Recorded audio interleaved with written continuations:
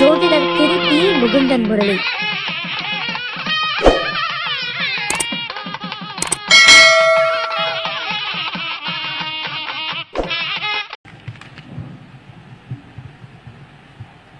அடியனுக்கு இந்த வாய்ப்பை தந்த அன்பு சகோதரர் மகரிஷி ஜோதிட அறக்கட்டளை நிறுவனர் முகுந்தன் முரளி ஐயா அவர்களுக்கு நன்றி. எனக்கு முன்பாக பேசிய ஜோதிட ஜாம்பவான்கள் அனைவருக்கும் முதற்கண் என்னுடைய நன்றி கலந்த வணக்கத்தை தெரிவிச்சுக்கிறேன். மேடையிலும் அதுக்கப்புறம் நம்மளுக்கு காணொலி வாழ பார்த்துட்டு இருக்கிற நம்மளுடைய வாடிக்கையாளர்கள் மற்றும் சகோதர சகோதரிகள் அனைவருக்கும் என்னுடைய வணக்கத்தை தெரிவிச்சுக்கிறேன். இது என்னுடைய முதல் மேடை பேச்சு, அதனால் கொஞ்சம் முன்ன பின்ன இருக்கும். அதனால் பெரியவங்களாம் கொஞ்சம் அனுசரிச்சுக்குங்க. குற்றம் குறை இருந்தாலும் சில விஷயங்களை ஏற்றுக்குங்க. என்னுடைய தாய் தகப்பனுக்கு முதல் நன்றியை சொல்லி வச்சுக்கிறேன். ஏன்னா இது என்னுடைய முதல் மேடைன்றதுனால. அதுக்கப்புறம் என்னுடைய குருமார்களான ஸ்ரீ விஸ்வாமித்திர என்ற ரசமணேஸ்வரர் ஐயாவுக்கும், அதுக்கப்புறம் எனக்கு முதல் ஜோதிடத்தை அனுசரித்த ஸ்ரீஹரி ஜோதிட வித்யாலயா ஆசிரியர் தமிழன் ஐயாவிற்கும் நன்றி. இப்போ எனக்கு கொடுத்திருக்க தலைப்பு வந்து பார்த்தீங்கன்னா ஜோதிடம் எப்படி பார்ப்பது. எளிமையான தலைப்பு தான் கொடுத்துருக்காங்க, ரொம்ப பெரிய விஷயம்லாம் இல்லை. ஏன்னா இன்றைக்கி இருக்கிற காலகட்டத்தில் மக்கள் கையில் எல்லார் கையிலையும் இப்போ கூட பாருங்கள் லைவாக சேனலில் ஓடிட்டுருக்கு, நம்ம சேனலில் எம்எம் சிஸ்டத்தில் ஓடிட்டுருக்கு. அப்போ நம்மகிட்ட வரக்கூடிய கிளைண்ட்ஸே வந்து நிறைய கேள்வி கேட்குற அளவுக்கு அவ்வளோ பக்குவமாக அவ்வளோ விஷயங்களை நம்மளுடைய ஜோதிட ஜாம்பவான்கள் தினசரி காணொலி வாயிலாக கொடுத்துக்கிட்டே இருக்காங்க. அப்போ இப்போ ஜோதிடம்ன்றது நிறையா வெரைட்டிஸில் இருக்குது. அதை நம்ம எப்படி பார்க்கலான்றது ஒரு சின்ன முன்னோட்டமாக பார்த்துக்குவோம். இப்போ வாக்கியத்தில் பார்க்கலாம், திருக்கணிதத்தில் பார்த்துக்கலாம், தாம்பூல பிரசனமாக பார்த்துக்கலாம், சோழி பிரசனமாக பார்த்துக்கலாம், அஷ்டமங்கல பிரசனமாக பார்த்துக்கலாம், ஜாமக்கோல் பிரசனமாக பார்த்துக்கலாம், நாடி ஜோதிடமாக பார்த்துக்கலாம், ஏன் கிளி ஜோதிடமாகவும் பார்த்துக்கலாம். அதுக்காண்டி நம்ம வந்து அவங்கள ரொம்ப இது பண்ணலை. ஏன்னா அந்த காலத்தில் பேரியலை வச்சு கிளி ஜோதிடம் பார்த்துருக்காங்க, அப்போ ஏடு போட்டு பார்த்துருக்காங்க, கைரேகை வச்சு பலன் சொல்கிறாங்க, எண்கணிதத்தை வச்சு பலன் சொல்லிட்டு இருக்காங்க, பெயரியல் வச்சு ஒரு ஐயா பலன் பயங்கரமாக சொல்லிட்டு இருக்காங்க, வாஸ்து வச்சு ஜோதிடம் சொல்லிட்டு இருக்காங்க. இப்படி பல வெரைட்டிஸ் இருக்குது. ஆனால் இது எல்லாமே வந்து பார்த்தீங்கன்னா அந்த 12 கட்டம் 9 கிரகம் 27 நட்சத்திரத்துக்குள்ள தான் எல்லாமே வந்துடுது. ஏன்னா இன்னைக்கு எப்படி மொபைல் ஃபோன் வந்து புதுசு புதுசாக வெர்ஷன்ஸ் மாறிக்கிட்டே இருக்கிற மாதிரி ஜோதிடமும் அது சார்ந்த விஷயங்களும் ஒவ்வொரு வெர்ஷன் மாறிக்கிட்டே இருக்குது. ஏன்னா காலபுருஷத்துக்கு 3வது வீடு புதன். அப்போ அது தன்னோட இயக்கத்தை புதுசு புதுசாக மாற்றிக்கிட்டே இருக்கும். நம்மளும் அதுக்கேற்ற மாதிரி அப்டேட் ஆகிட்டே இருக்கணும். அப்போ தான் ஜோதிடம் நமக்குள்ளே வந்துக்கிட்டே இருக்கும். சரி, இது முன்னோடி. இப்போ ஒன்றும் இல்லை, ஒரு சின்ன எக்ஸாம்பிளோட ஸ்டார்ட் பண்ணுவோம். இப்போ லக்கணத்தை நம்ம பார்க்க போகிறோம். ஒரு கிளைண்ட் வர்றாங்க, ஃபோன் பண்ணுறாங்க, ஐயா நான் உங்களை சந்திக்க வரேன்னு சொல்லி. அப்போ முடிஞ்ச அளவுக்கு அவங்கள்ட்ட மங்கள பொருட்களை வாங்கிட்டு வர நீங்கள் முன்முனைப்பு சொல்லுங்கள். அதுக்கு காரணம் என்ன அப்படின்னா, அவங்க வந்து பார்த்தீங்கன்னா உங்கள்கிட்ட தேவையில்லாத அன்னசரியான கேள்வியை கேட்டு உங்களையும் டைம் வேஸ்ட் பண்ண மாட்டாங்க. அந்த மங்கள பொருள்கள்லாம் அவ்வளோ மகத்துவம் இருக்குது. உங்கள் மேலேயும் ஒரு மதிப்பும் மரியாதையும் வரும். தேவையில்லாத கேள்விகளை கேட்டு உங்களையும் அவங்கள திசை திருப்ப மாட்டாங்க. அப்போ லக்னம் எந்த லக்னமாக வேணாலும் இருக்கட்டும், லக்னாதிபதி ஏதோ அந்த 12 கட்டத்தில் ஒரு கட்டத்தில் இருப்பார். அப்போ அதுக்கு ஸ்திர ராசி வந்து பார்த்தீங்கன்னா அவர் கண்டிப்பாக எதைக்காவது ஒரு காலத்தில் மேலே தூக்கி கொண்டு வந்துடும். அதுலேயும் நடுநிலையாக அந்த ஸ்திர ராசியில் நடுநிலையாக இருக்கக்கூடிய நட்சத்திர நாதன் அவருக்கு எங்கே இருக்காருன்னு பாருங்கள். அது சார்ந்த விஷயங்களை அவருக்கு வந்து தான தர்மங்கள் செய்ய சொல்லுங்கள். கண்டிப்பாக அவர் மேலே என்னைக்காவது ஒரு நாள் மேலே தூக்கிட்டு வந்துடும். அதுலேயும் வந்து பார்த்தீங்கன்னா லக்னாதிபதி ஒற்றைப்படை ராசியில் இருந்தால் நல்லது. ஏன்னா வரக்கூடிய கிளைண்ட்டு நம்ம சொல்கிறத கேட்டுக்கிடுவார். இதே ரெட்டைப்படை ராசியில் இருந்துச்சுன்னா அவருக்கு சிந்தனை எப்பயுமே 2 சிந்தனையாக இருக்கும். இவர் சொல்கிறது ஒன்று, செய்கிறது ஒன்றா இருப்பாங்க. அதனால் அதை என்னன்னு ஒரு தடவை வெரிஃபை பண்ணிக்கிங்க. லக்னாதிபதி பாவகம் வந்து பார்த்தீங்கன்னா திரிகோணத்தில் ராசிக்கு அதிபதி நடு நட்சத்திரம் அவங்களுக்கு எப்பயுமே உதவி செய்யும். முடிஞ்ச அளவுக்கு அது சார்ந்த விஷயங்களை அவங்களுக்கு கைட் பண்ணுங்க. லக்கணமும் சந்திரனமும் எப்படி இருக்குது, அந்த லக்கணத்துக்கு சந்திரன் எப்படி இருக்குன்னு சொல்லி பார்த்துக்குங்க. அதுக்கு ஏற்ற மாதிரி உங்களுக்கு தெரியும் இன்னைக்கு யூடியூப்ல எவ்வளவோ விஷயங்களில் வந்து அதை இயக்கிறதுக்கும் அந்த பாவகம் சார்ந்த விஷயங்களை இயக்கிறதுக்கும் அதில் இருக்கக்கூடிய கிரகங்களை இயக்கிறதுக்கும் நிறைய டிப்ஸ் கொடுக்குறாங்க. ஏன்னா எனக்கு கொடுத்த தலைப்பு என்னவோ ஜோதிடம் எப்படி பார்க்குறது தான். அதனால தான்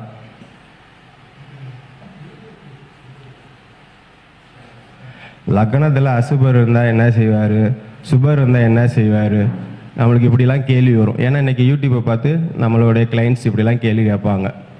அப்போ நம்ம வந்து பார்த்திங்கன்னா ஜோதிடன்றது ஒரு பெரிய நம்ம வந்து ஒரு ஆன்மீக சார்ந்த ஒரு விஷயங்களை நம்ம கையில் எடுத்திருக்கோம். அப்போ நம்ம எந்த ஒரு சூழலும் ஒரு அவச்சொல் சொல்லவே கூடாது வரக்கூடிய கிளையண்ட்டை.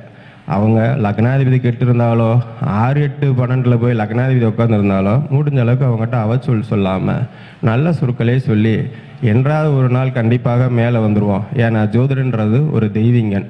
அப்போ அவர் சொல்கிற வாக்கு கண்டிப்பாக என்றைக்கு இருந்தாலும் பழிக்கும். நல்ல சொல்லே சொல்லுங்கள். 6, 8, 12 அசுப கிரகம் இருக்குது, லக்னாதிபதி போய் 6, 8, 12 இருக்கார், இப்படிலாம் நம்ம சொல்லி வரக்கூடிய கிளைண்ட்டை பயன்படுத்தக்கூடாது. முடிஞ்ச அளவுக்கு நல்ல வார்த்தைகளை சொல்லி அவங்கள வந்து பார்த்திங்கன்னா மேம்படுத்துறதுக்கான சில விஷயங்கள் உங்களுக்கு தெரியும்.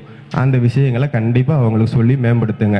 அவங்க என்னைக்காவது ஒரு நாள் நம்மளை கண்டிப்பாக நினைவு கூறுவாங்க. அது என்னைக்குன்னு அடுத்த கேள்வி வரும். சார் நான் எனக்கு கெட்டு போச்சு அப்படின்னு தெரிஞ்சு போச்சு, அது என்னைக்கு சார்? கண்டிப்பாக 24 வயசு. ஏன்னா 3 முயற்சி 8 தடை. அப்போ 24 வயசுக்கு மேலே கண்டிப்பாக நீ மேலே வந்துடுவாப்பா அப்படின்னு அவரை தட்டி கொடுக்குற மாதிரி பேசணும். அடுத்து 2ஆம் இடத்தை பார்க்குறீங்க. 2ஆம் இடம் நல்லா இருக்கான்னு பார்க்கணும். 2ஆம் இடம் நல்லா இருந்தால் தான் இன்றைக்கி வந்து நிறையா பேர் பொண்ணு தரவே ரெடியாக இருக்காங்க, மாப்பிள்ளை கொடுக்கவும் ரெடியாக இருக்காங்க.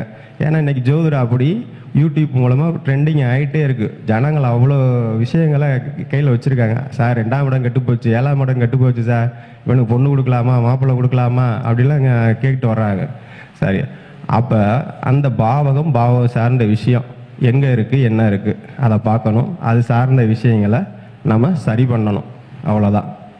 இப்போ 2ல் சனி இருக்கார் அப்படின்னா ஜாதகர் அமைதியானவர், யார்கிட்டையும் பேச மாட்டார், அவர் பாட்டுக்கு அமைதியாக இருப்பார்.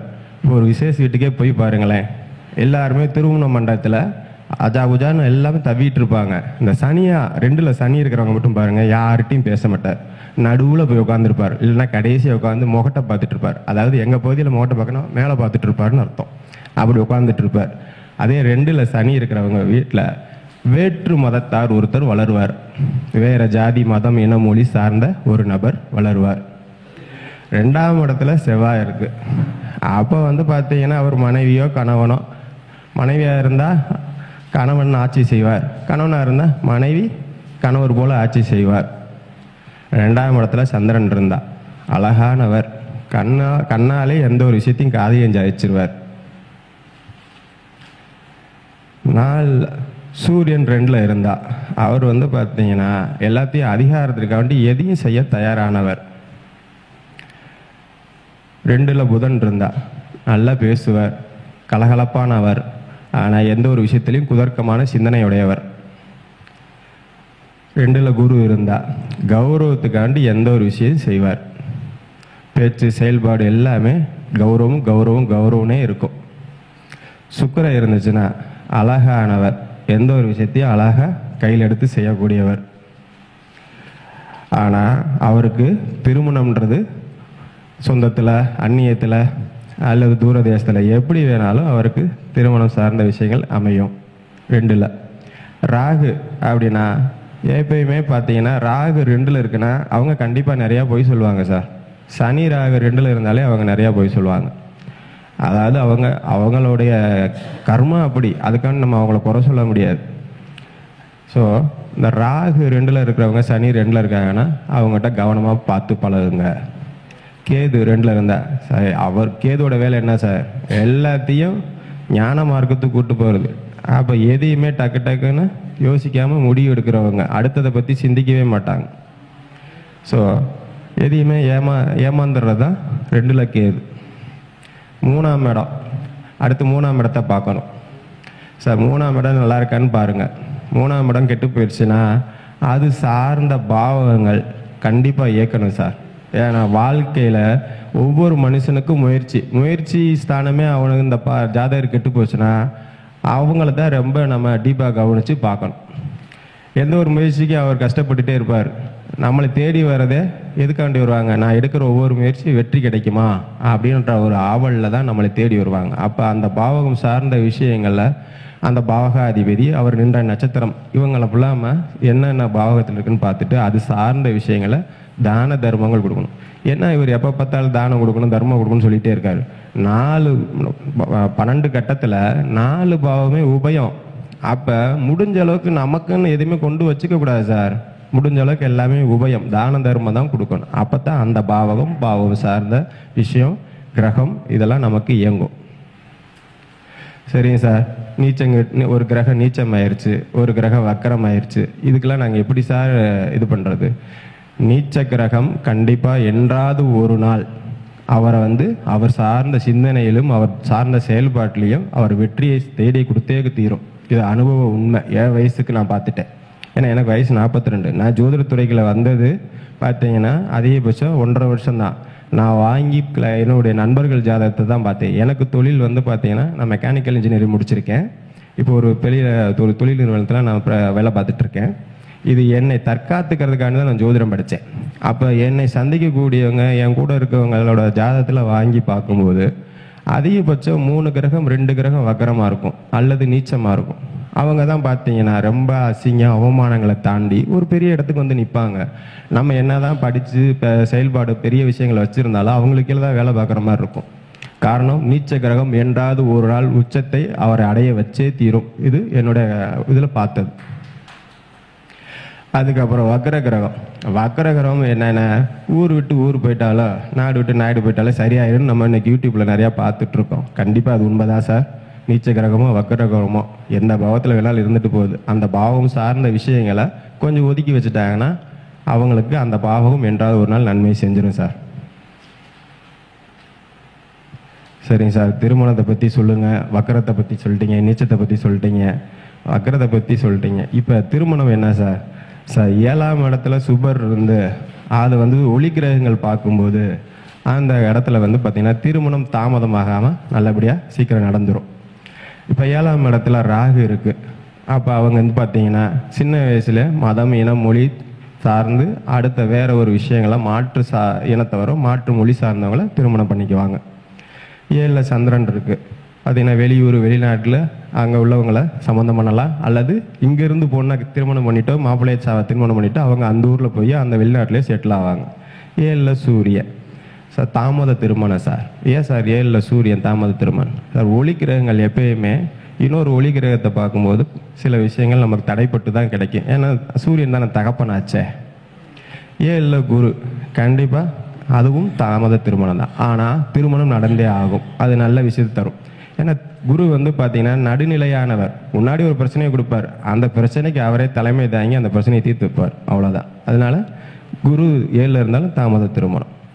7ல் சுக்கிரன் சார். சுக்கிரன் 7ல் இருக்குது. என்ன சார் இவனுக்கு பொண்ணு கொடுக்கலாமா, பொண்ணு கொடுக்கக்கூடாதா சார்?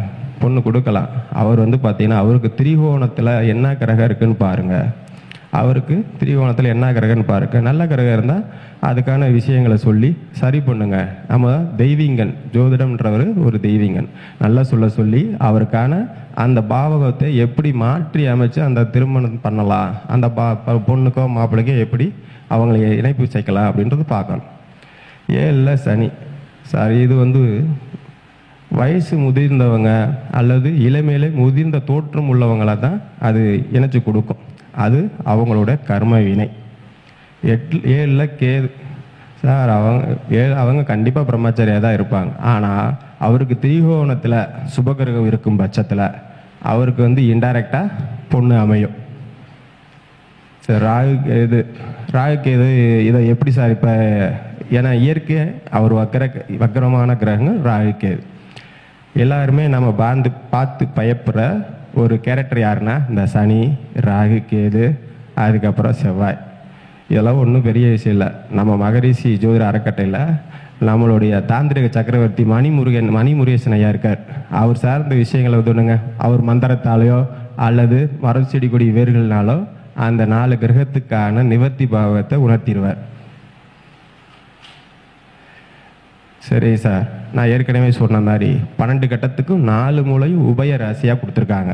அப்போ நம்ம எல்லாரோட கையிலையும் ஏடிஎம்னு ஒன்று இருக்கும், கண்டிப்பாக இருக்கும் எல்லார் கையிலையும்.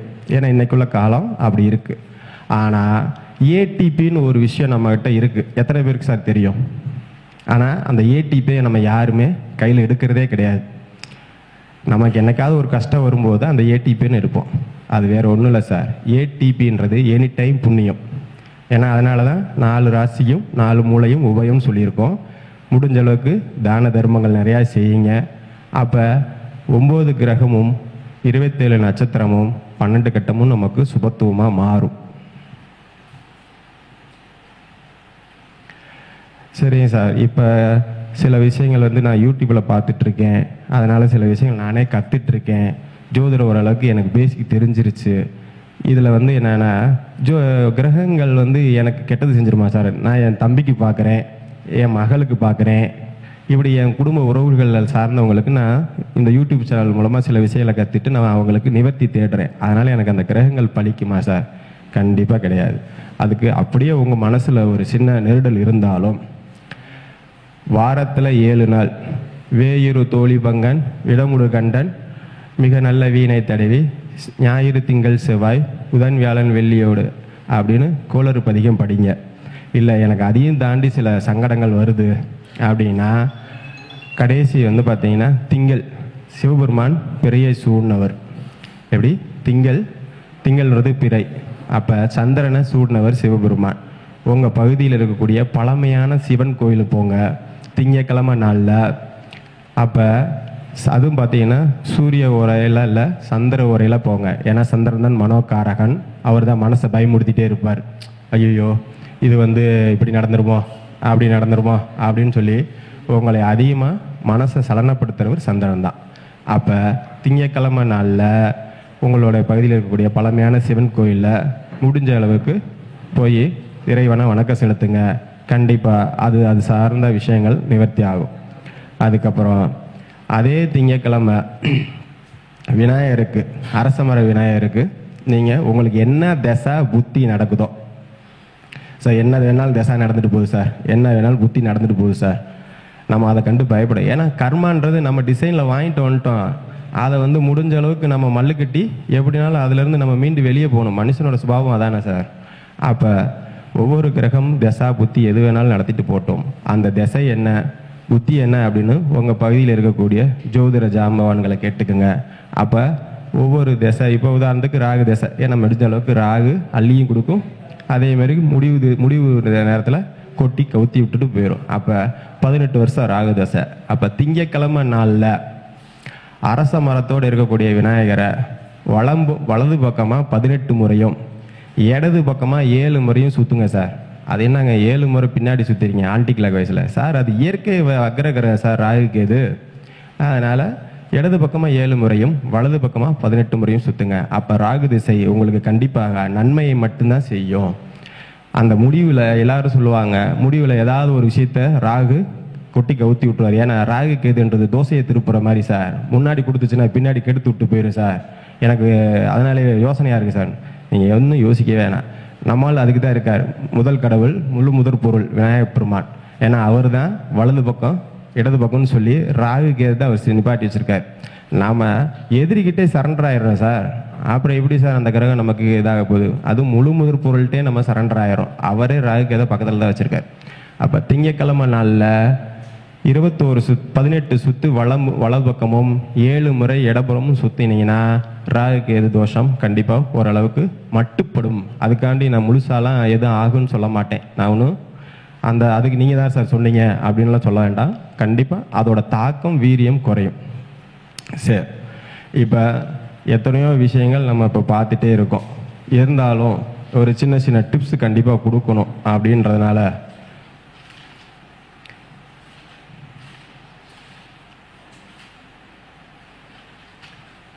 சார் காலபுருஷத்துக்கு படி நம்ம ஒவ்வொரு விஷயங்களை பார்ப்போம் சார். இப்போ ஒவ்வொரு பாகத்தையும் நம்ம இயக்கணும். எப்படி சார் இயக்கிறது? எனக்கு அதெல்லாம் தெரியாது சார். நீங்கள் தான் ஒவ்வொருத்தங்க ஒவ்வொரு நாள் யூடியூப்பில் புதுசாக சொல்கிறாங்க. எனக்கு தெரியாது. இல்லை அது சார்ந்த பாவம் சார்ந்த இது விஷயம் எனக்கு அதெல்லாம் ஒன்றும் தெரியாது. சரி, காலபுருஷ விதிப்படி 12 கட்டத்தையும் எப்படி இயக்கிறது அதனால் நமக்கு எப்படி இப்படி அந்த பாவகம் இயங்க போது நம்ம ஒரு சின்ன முன்னோட்டமாக மட்டும் பார்ப்போம். ஏன்னா டைம் இல்லை, அடுத்தடுத்து நிறையா ஜோதிட ஜாம்பவன்கள் பேச இருக்காங்க. நானும் ஆர்வமாக அவங்களோட பதில்களை கேட்டு குறிப்பெடுக்கணும்னு ஆசைப்பட்டுட்டு தான் இங்கே வந்திருக்கேன் மதுரையிலிருந்து. அப்போ நம்ம நேரடியாக விஷயத்துக்கு போயிடுவோம். காலபுருஷ விதிப்படி 1ஆம் பாவகத்துக்கு 8ஆம் பாவகம் நிவர்த்தி பாவகம், அதாவது தடை பாவம்னு சொல்லுவோம். 1க்கு 8 தான் தடை. அப்போ அந்த 8 நம்ம தடையை நிவர்த்தி பண்ணிட்டோம்னா அந்த பாவகம் வேலை செய்ய ஆரம்பிச்சிடும். அப்போ லக்கணம் வேலை செய்ய ஆரம்பிச்சிடும். இதில் இன்னொரு கிஃப்ட் என்ன அப்படின்னா, 7ஆம் பாவத்துக்கு 7 பார்த்தீங்கன்னா நிவர்த்தி ஸ்தானம்னு சொல்லியிருக்காங்க. அப்போ ஒரு கட்டத்தை இயக்குனா 2 கட்டம் வேலை செய்தா? என்ன சார் சொல்கிறீங்க, புதுசாக இருக்கே? இல்லை, இது நம்மளுடைய ஜோதிட முன்னோடிகள், குருமார்கள், நம்மளுடைய பிரபஞ்சம் நமக்கு ஏற்கனவே இது கிஃப்டாக கொடுத்துருச்சு. ஏன்னா எல்லாரும் திரிகோணத்தை பார்ப்பீங்க, கேந்திரத்தை பார்ப்பீங்க, ஏன் பணபரஸ்தானத்தை கூட பார்ப்பீங்க. எது தடைன்றதை நம்ம பார்க்கணும்ல சார். அப்போ தடைன்றது ஒவ்வொரு பாவகத்துக்கும் 8ஆம் பாவகம் தடை.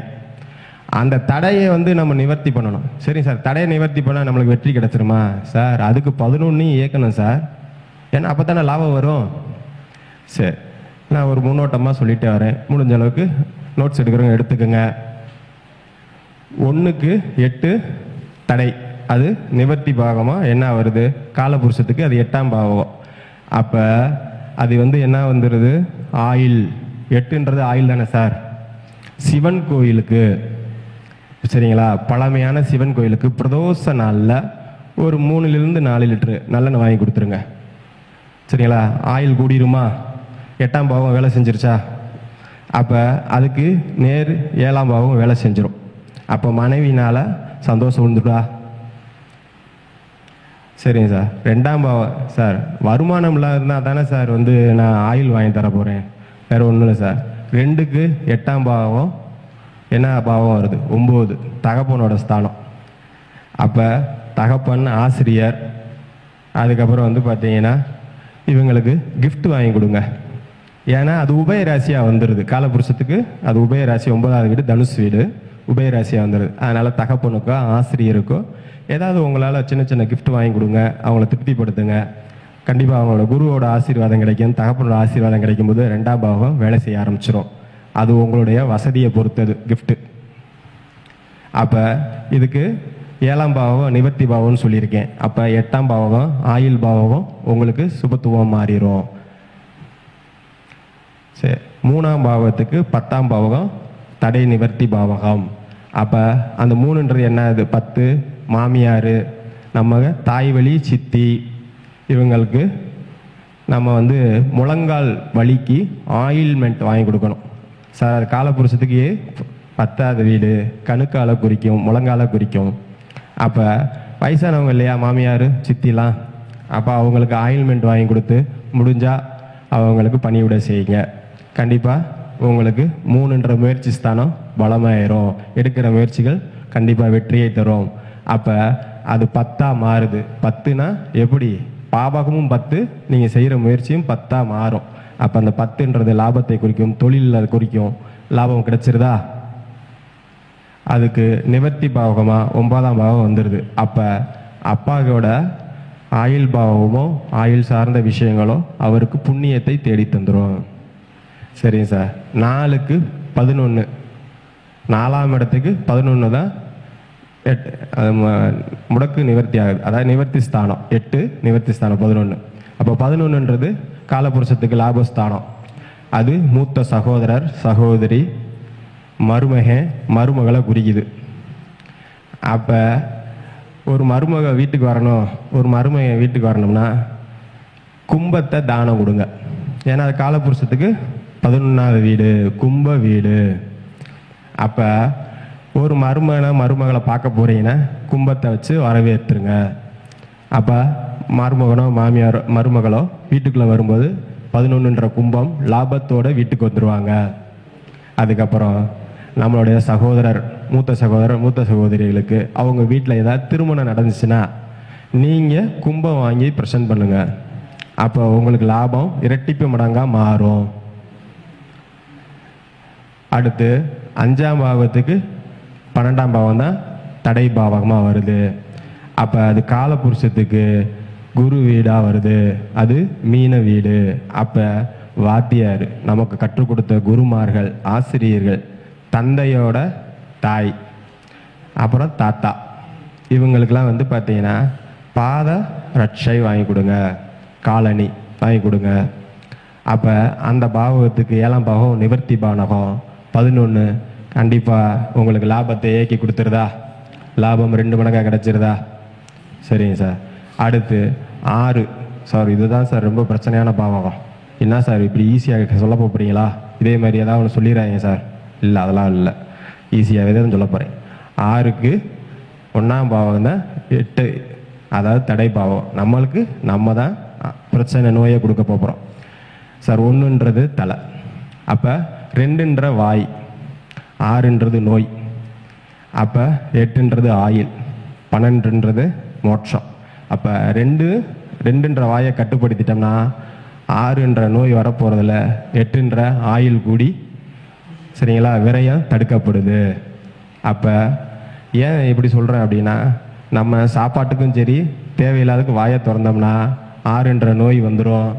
அதுக்கப்புறம் பார்த்தீங்கன்னா 8ன்ற ஆயில் குறைய ஆரம்பிச்சிடும், 12ன்ற விரயத்தை பார்த்துருவோம்.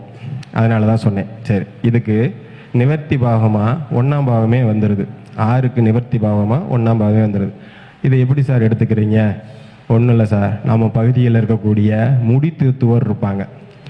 ஞாயிற்றுக்கிழமையான நம்ம வந்து சலூன் கடைக்கு போவோம். அப்போ 100 ரூபாய் கொடுத்து நீங்கள் முடி திருத்தும் போது அவருக்கு ஒரு சாப்பாடு, டீ, காஃபியோடு சேர்த்து இன்னொரு 100 ரூபாய் சேர்த்து கொடுங்க. கண்டிப்பாக அந்த பாவகம் வேலை செய்யும். அதே மாதிரி இல்லை சார், இது கொஞ்சம் டிஃப்ரெண்ட்டாக ஏதாவது சொல்லுங்கள் சார் அப்படின்வாங்க நம்ம ஆளுங்க. ஏன்னா 1ன்றது லக்கணத்தை இயக்கணும்ல, அப்போ கொஞ்சம் வித்தியாசமாக யோசிக்கணும்ல. அப்போ தலைக்காய பிரிவு, ஏன்னா 6ன்றது நோய் வந்துடுது. அப்போ மருத்துவமனையில், அதுவும் குறிப்பாக வந்து பார்த்தீங்கன்னா அரசு மருத்துவமனையில் தலைக்காய பிரிவில் சிகிச்சையில் எத்தனையோ வசதி இல்லாத நம்மளுடைய இவங்க இருப்பாங்க. அப்போ அவங்களுக்காண்டி தலைக்காய பிரிவு சிகிச்சை பிரிவில் உங்களால் முடிஞ்ச உதவிகளை செய்யுங்க. அப்போ வந்து லக்கணம், விரயம் 2மே தடுக்கப்பட்டுரும். ஏன் விரயம் எப்படி தடுக்கு சார்? அதான் சொல்லிட்டேனே, 1க்கு அப்போ 6க்கு இப்போ 7ஆம் பாவம் நிவர்த்தி பாவம், அப்போ 12ஆம் பாவம் தானே நிவர்த்தி பாவம். அப்போ உங்களுக்கு விரயம் சுப விரயமாக மாறிடுச்சா? நீங்கள் வந்து லாபத்தை சம்பாரிச்சிடுறீங்களா? இப்படி சார் ஜோதிடம் பார்க்கணும், ஜோதிடம் எடுத்துக்கணும். எளிமையாக இருக்கா சார்? இதெல்லாம் காட்டிலையும் எனக்கு என்னுடைய குருமார்கள் உபாசித்ததை நான் உங்களுக்கு உபாசிக்கிறேன். முடிஞ்ச அளவுக்கு ஃபாலோ பண்ணுங்கள். தினசரி காலையில் சூரிய உதயத்துக்கு முன்னாடி எந்திரிங்க. என்ன சார் என்ன காலத்தில் இருக்கீங்க? கொரோனாக்கு அப்புறம் பார்த்தீங்கன்னா யாருமே 7 மணிக்கு மேலே எந்திரிக்கிறதே இல்லை. நீங்கள் என்ன காலங்கத்தால் எந்திரிக்க சொல்லிட்டுறீங்க? ஏன்னா என் மகளே அப்படித்தான் சொல்லும். போப்பா இன்னைக்கு சனிக்கிழமை ஞாயிற்றுக்கிழமை ஸ்கூல் லீவு, 8 மணிக்கெலாம் எந்திரிச்சாதான் சரியாகணும். அதை காட்டிலும் என்னுடைய மனைவி அதுக்கு மேலே இருப்பாங்க. அப்போ இவங்களை சுறுசுறுப்பாகணும். ஏன்னா காலபுருஷத்துக்கு 7வது வீடு மனைவி. அப்போ அதுக்கு நிவர்த்தி ஸ்தானம் 2ஆம் பாவகம். அப்போ 2ஆம் பாவத்தை இயக்கணும். எப்படி சார் இயக்கிறது? வேறு ஒன்றும் இல்லை, 2ன்றது முகம். அப்போ மனைவிக்கு வந்து பார்த்தீங்கன்னா குங்குமம் வாங்கி கொடுங்க. அவங்க வந்து பார்த்தீங்கன்னா தினசரி அலங்கார பொருள், முகத்தை அழகாக வச்சுக்கிறதுக்காண்டி ஃபேர்னஸ் க்ரீமு இந்த மாதிரி வாங்கி கொடுங்க. ஏன்னா காலபுருஷத்துக்கு 2வது வீடு முகம். அப்போ அவங்க குங்குமம் வைக்கும்போது நம்மளுடைய ஆயுள் பாவகம் கூடும். ஏன்னா அது நேராக எத்தனை பார்க்குது? 8ஆவது பார்க்குது. அப்போ 2க்கு 7 நிவர்த்தி ஸ்தானம் ஆயிருதா? அப்போ தினசரி தன்னுடைய மனைவி அதிகாலையில் எந்திரிச்சு தலை குளிச்சு, தலை கூட குளிக்க வேணாங்க, முகங்கையால் கழுவுறோம் எங்களுக்கு. ஏன்னா இன்றைக்கி எல்லாருமே வேலை சூழலாக இருக்கும். சரிங்க, எதவா செய்யுங்க. நல்லா காலையில் எந்திரிச்சோன்னே முகத்தை கழுவியாது பவுட்ரு பூசிட்டு நெத்தி வகுடில் குங்குமம் வச்சுங்க. அதே மாதிரி 2 புருவ மத்தியிலையும் குங்குமம் வைங்க. உங்கள் மாங்கிலியத்தில் குங்குமம் வைங்க. இதனால் என்ன ஆகும்? கணவரோட 8ஆம் பாவகம் இயங்கிரும். அதேமாதிரி உங்களுடைய 8ஆம் பாவகம் இயங்க ஆரம்பிச்சிரும். சார் 8ஆம் பாவம் இயங்கிச்சுன்னா பிரச்சனை ஏங்க? அது திடீர் அதிர்ஷ்டங்க. அப்படி யோசிங்க. ஏன் பாசிட்டிவாக யோசிக்க மாட்டேன்றீங்க? நெகட்டிவாக ஏன் யோசிக்கிறீங்க? அது திடீர் அதிர்ஷ்டம் சார். இப்போ பணபரஸ்தானம் 2, 5, 9, 11 பணபரஸ்தானம் எல்லாருக்கும் தெரியும். அப்போ ஒரு நிமிஷம் பாப்பா எடுத்துக்கிறேன்.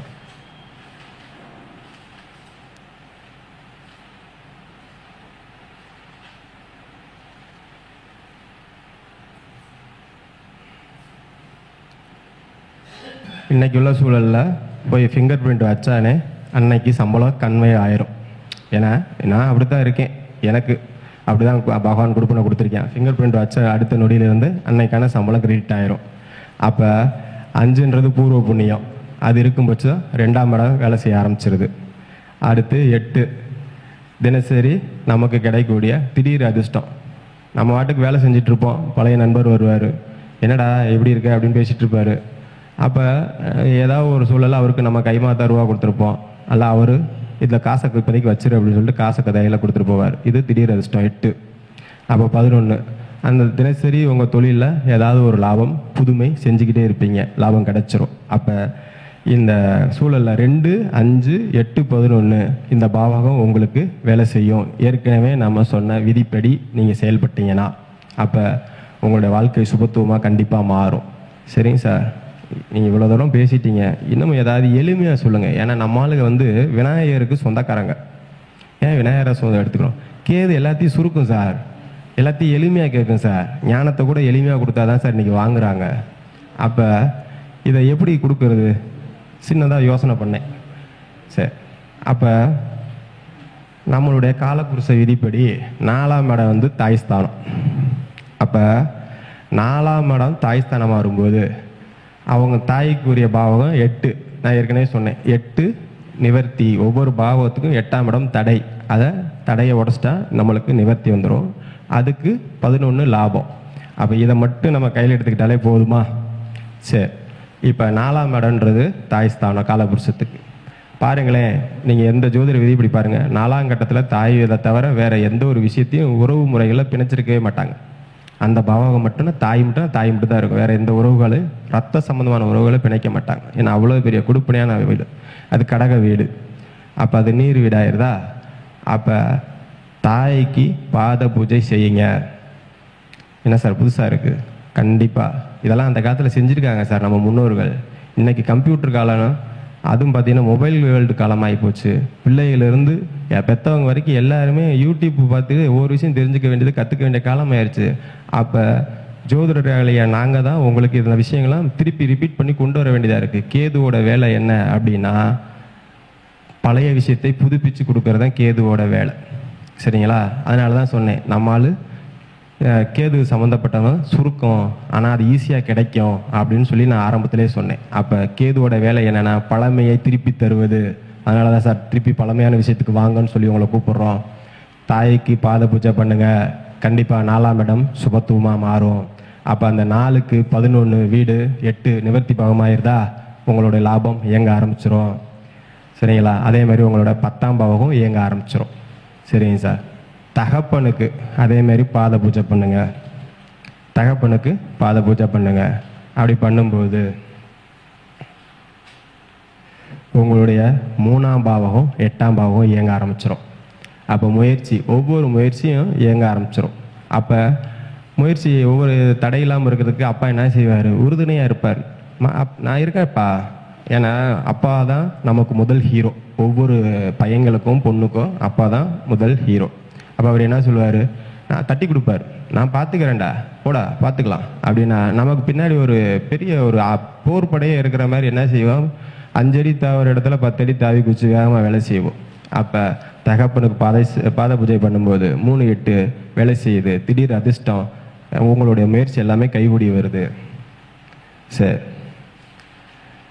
அடுத்து மாதா பிதா சொல்லியாச்சு. அடுத்து யார் இருக்கா சார்? குரு. அப்போ குருவுக்கு வந்து பார்த்தீங்கன்னா அது காலபுருஷத்துக்கு 12வது வீடு 9வது வீடும் கொடுத்துருக்காங்க.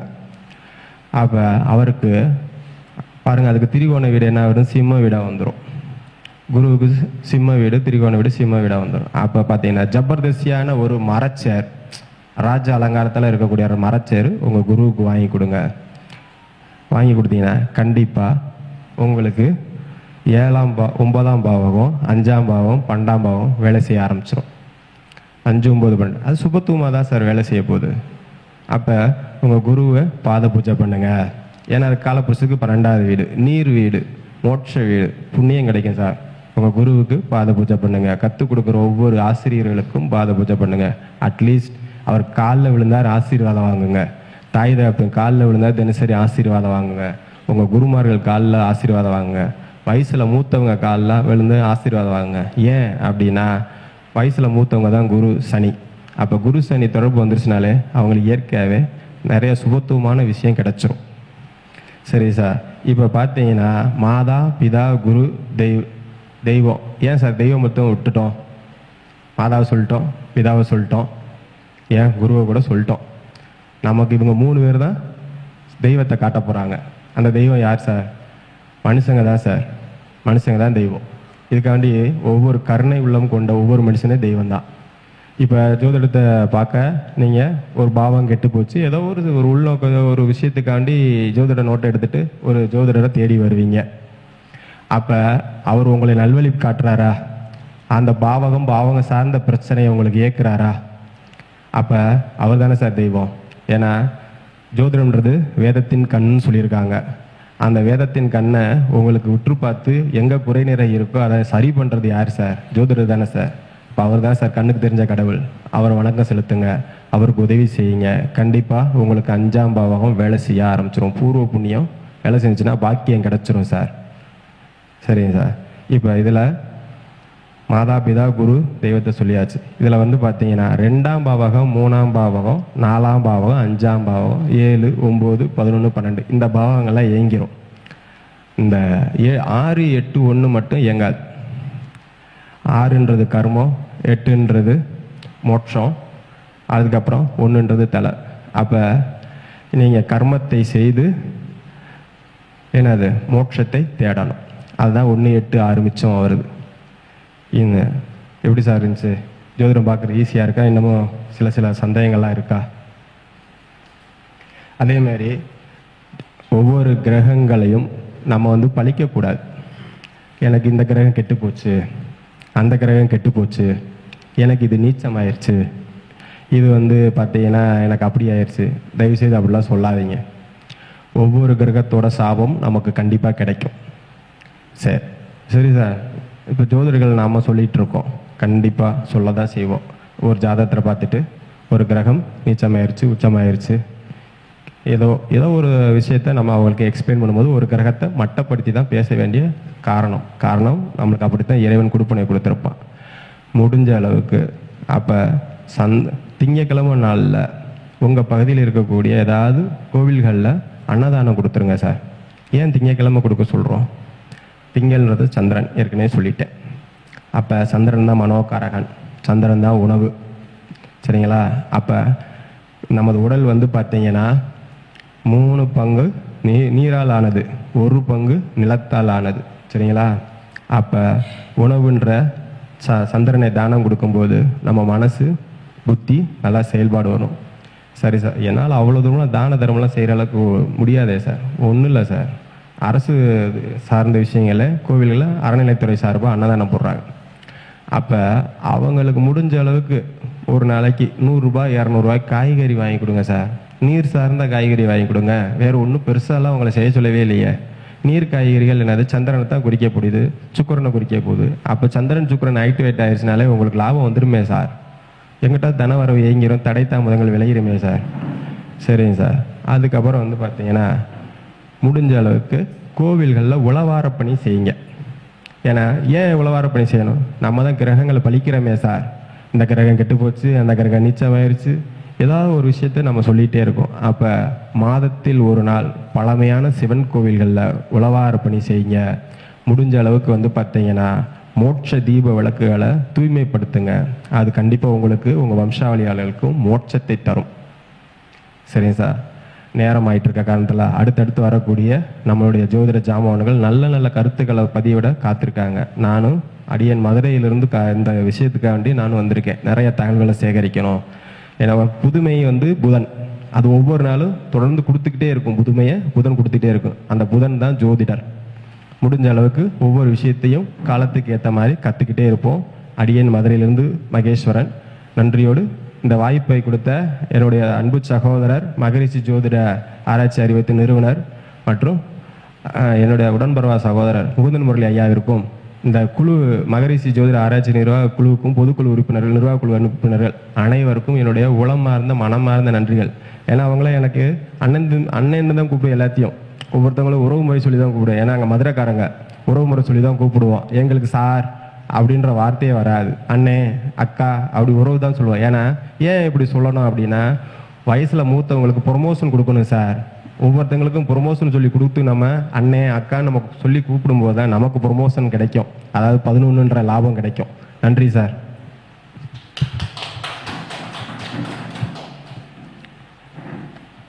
நமது அருமையாக கூறிய மகேஸ்வரன் அண்ணன் அவர்களுக்கு நமது பொருளாளர் ஐயாவும் சூரிய ஜெயவேல் ஐயா அவர்களும் பொன்னாடை போர்த்தி கௌரவிக்கப்படுகிறது.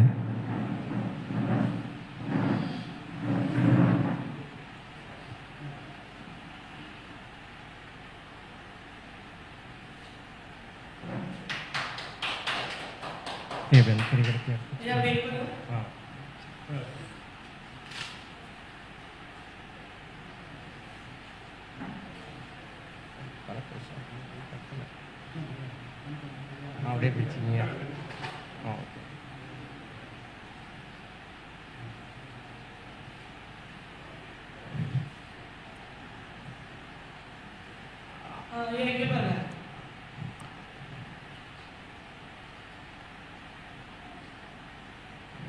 அடுத்ததாக திருமண யோகம் எப்பொழுது அமையும் என்ற தலைப்பில் கோவையிலிருந்து திரு துரைசாமி ஐயா அவர்கள் பேச வர இருக்கிறார். உங்கள் கைத்தட்டலோடு